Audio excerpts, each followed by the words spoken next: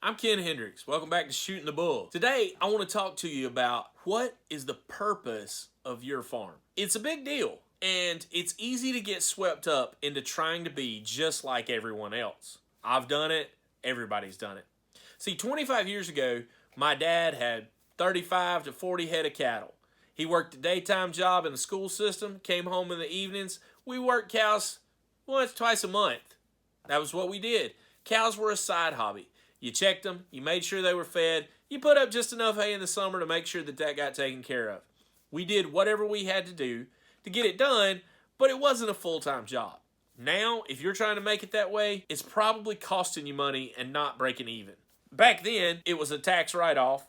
It did things that helped get things going on the side for my family. And it, of course, developed that small farm culture in me as a child. But you also need to understand, what are you trying to do? Are you trying to make money with cattle? Are you trying to develop show cattle for your kids to show? Are you doing it as a hobby and something you're okay if you blow money on and don't get recovered? That's okay. You're still small-time farming. In fact, I'd be willing to say that most farmers over the last 50 years probably feel like you, that they've blown a lot of money and not made a lot in return. The truth is, if you're going to do it and try to be sustainable with it, and not eco-sustainable, but sustainable in the sense of actually making money, you need to know, what am I trying to do? Am I trying to raise calves up to be 6 months old and sell them at the local sale barn? If so, there's very specific things you need to be able to do that. Are you wanting to do like our operation where we raise them up till they're about 7, 8 months old?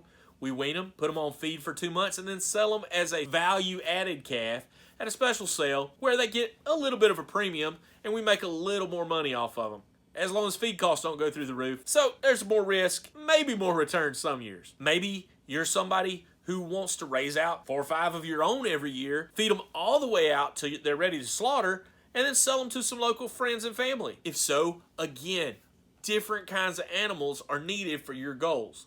Different equipment, different setups for your farm, all kinds of different things are necessary depending upon what the purpose of your farm is. But in small farming now, there's tons of other jobs you can get too.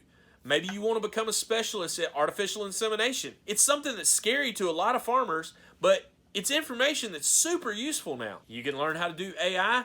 You're already ahead of the game. And maybe you become your county's AI person. I guarantee you there's some money in it. Other opportunities might be working on another farm, helping other people figure it out. There's parts of the industry that I know very little about. Today's miniature cows is a huge market. Show cattle are an entirely different world for me as a commercial cattle producer. If you're interested in the registered animal market, where there can be outrageous money, but don't let the money persuade you. There's a lot that goes into that and a lot of smoke and mirrors along the way. But there's a lot of danger and a lot of risk when you start talking about cattle at that level. And it's super hard to be on the cutting edge of the in crowd.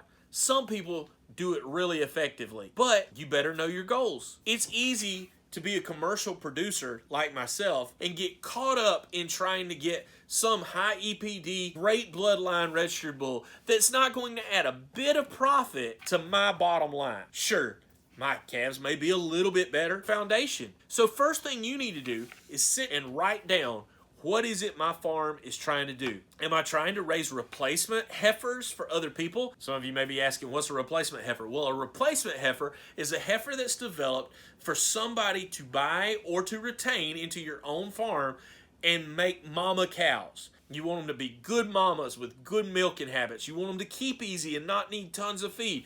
You want them to be big and capacious within reason, and you want them to fit the type cattle that your market needs. So you need to understand, what is the purpose of my operation? Am I going to be grass focused and I'm going to only raise animals that focus on eating grass? Am I going to be focused on developing good fat beef that's been fed lots of feed?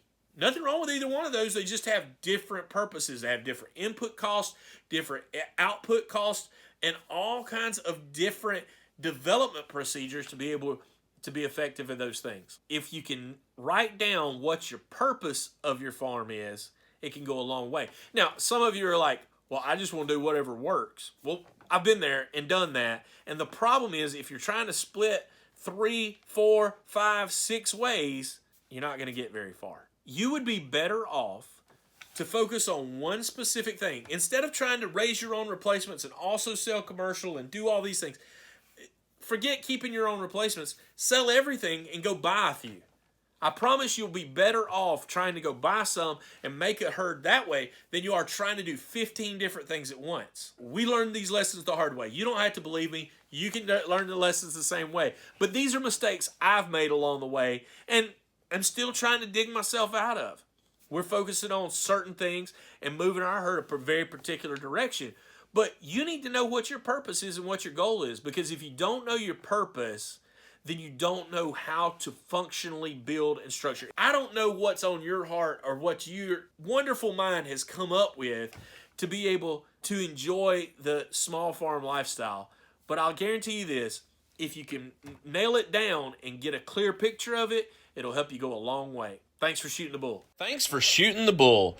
And don't forget to like the video and subscribe to the channel so that you can get all the latest updates.